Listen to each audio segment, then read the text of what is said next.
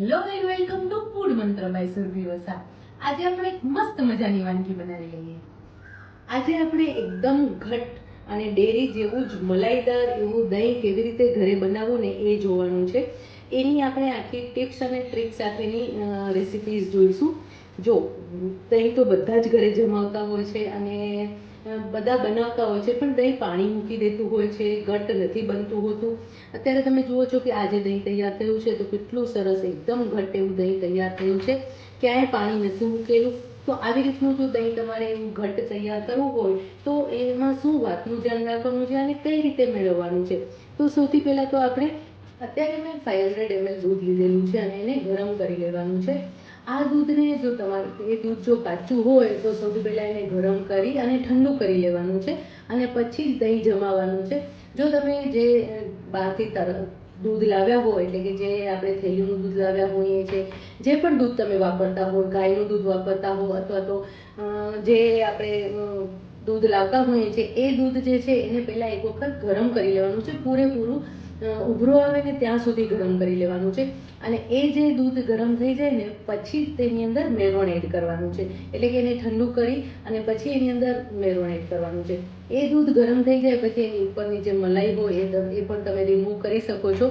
કારણ કે આપણે જ્યારે પણ દહીં બનાવીએ છીએ ત્યારે એ દહીં જે છે એ આપણે લો ફેટ દહીં તૈયાર કરતા હોય છે. ઘરે તૈયાર કરીએ ત્યારે આપણે બહુ વધારે ફૂલ ફેટ દહીં તૈયાર નથી કરતા હોતા. અને જો તમારે ફૂલ ફેટ દહીં જો તૈયાર કરવું હોય અને ખાસ કરીને શ્રીખંડ માટે જો દહીં તૈયાર કરવાનું હોય તો તમારે આવી રીતે ફૂલ ફેટ દહીં તૈયાર કરવાનું છે.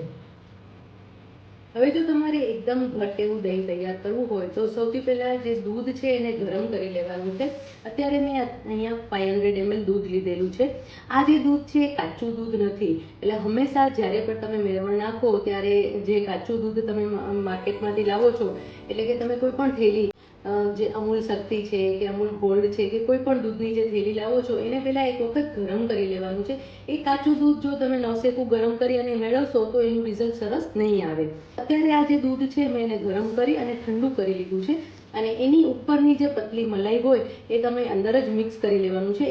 એને રિમૂવ નથી કરવાની, કારણ કે જો તમે એને કાઢી લેશો તો જે દહીં છે એકદમ ઘટ તૈયાર નહીં થાય. પણ જો તમને લો ફેટ દહીં તૈયાર કરવું હોય તો જે ઉપરની મલાઈ હોય એ તમારે કાઢી લેવાની છે.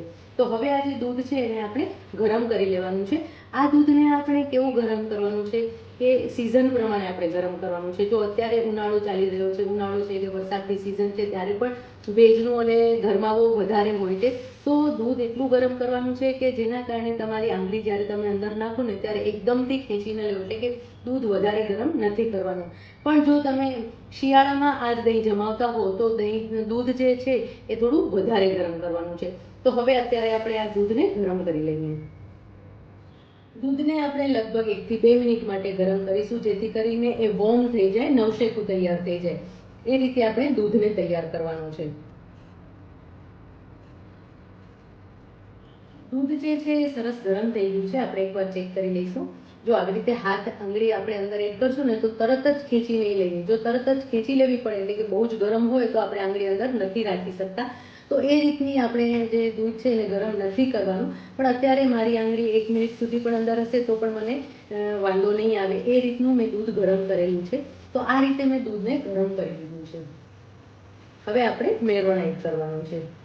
હવે આપણે જ્યારે પણ મેરોણ એડ કરવાનું હોય ને ત્યારે કોઈ પણ આવું મોટું વાસણ લેવાનું છે અને આ જે મોટું વાસણ છે એની અંદર સૌથી પહેલાં આપણે એની અંદર મેરોણ એડ કરી દેવાનું છે.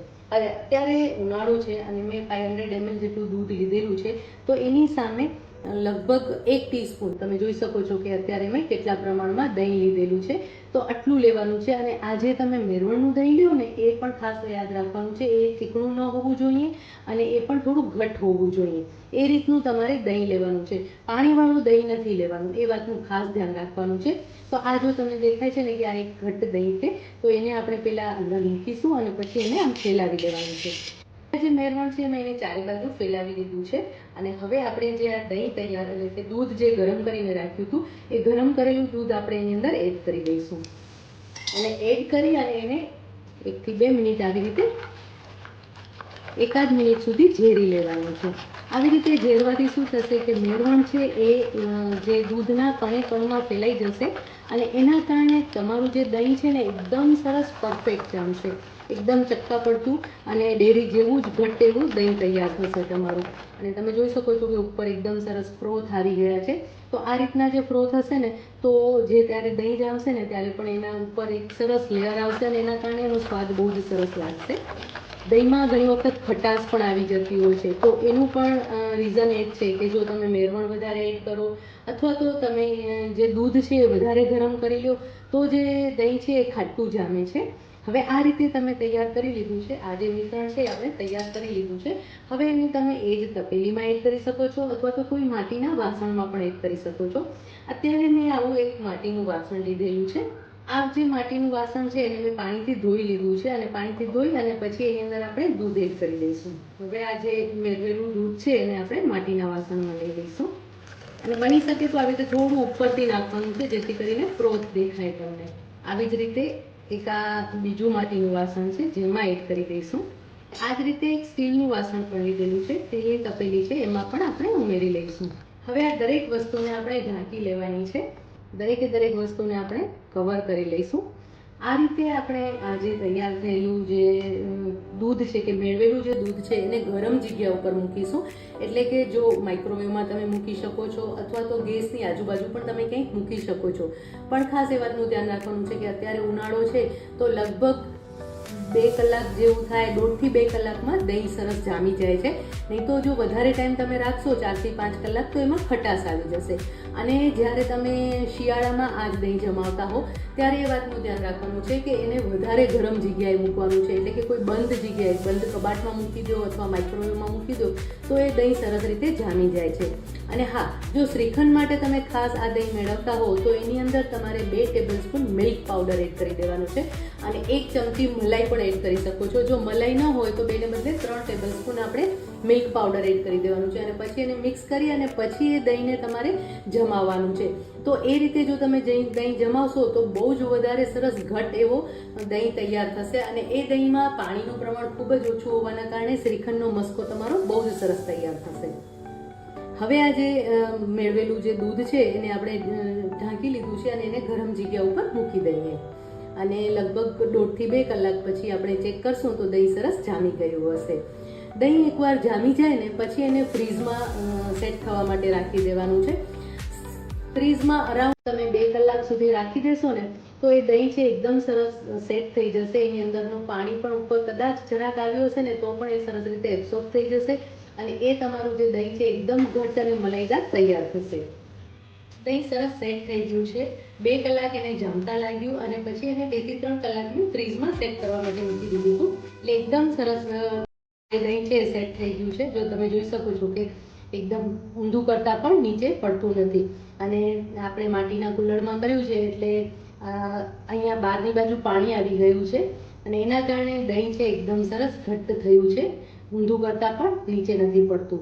આ જ રીતે આ દહીં પણ એટલું જ સરસ જામી ગયું છે, ક્યાંય પાણીનો ભાગ નથી દેખાતો અને આ દહીં પણ એટલું જ સરસ જામી ગયું છે. હવે આપણે આ જે દહીં છે એના ઉપર થોડા પ્રમાણમાં છાશનો મસાલો છાંટી દઈશું. એનો સ્વાદ બહુ જ સરસ લાગશે. આમને આમ જ દહીં ખાવાની તમને બહુ જ મજા આવશે. જો તમને હું દહીં બતાવું કેટલું સરસ જામ્યું છે, એકદમ સરસ ઘટ્ટ એવું દહીં જામ્યું છે ને. આમાં પણ તમે જોઈ શકો છો કે ક્યાંય પાણીનો ભાગ નથી રહેલો અને એકદમ સરસ ઘટ્ટ એવું દહીં જામી ગયું છે. આ દહીંમાંથી તમે છાશ બનાવશો, લસ્સી બનાવશો તો એકદમ પરફેક્ટ તૈયાર થશે અને આમને આમ ખાવું હશે તો પણ બહુ જ સરસ બનશે. રાયતું પણ બહુ સરસ બનશે. તો હવે આ દહીંને આપણે સર્વ કરી લઈએ.